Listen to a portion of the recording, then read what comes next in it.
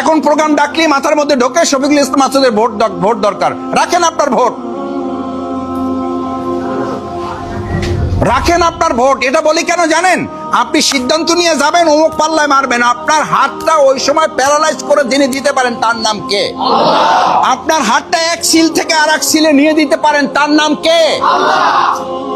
আপনি চাইলে শফিকুল ইসলাম মাসুদকে ভোট দিতে পারবেন, এটা আপনি বিশ্বাস করেন, আমি বিশ্বাস করি না।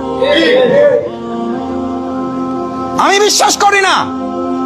আমি যেটা বিশ্বাস করি না আমি তার প্রতি কেন আস্থা রাখবো? আমি বিশ্বাস করি সেই আল্লাহর প্রতি যে আল্লাহ আপনার হাতটা প্যারালাইজ করে দিতে পারেন।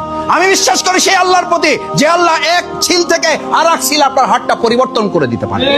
ইয়া মুকাল্লিবাল কুলুব সাব্বিত কলবি আলা দীনিক।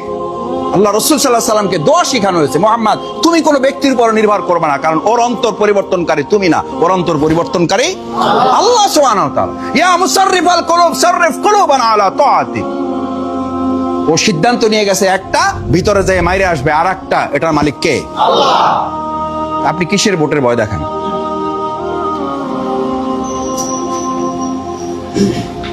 হ্যাঁ ভোট লাগবে, এটা সমর্থন, এটা আমানত, এটা আপনার দায়িত্ব।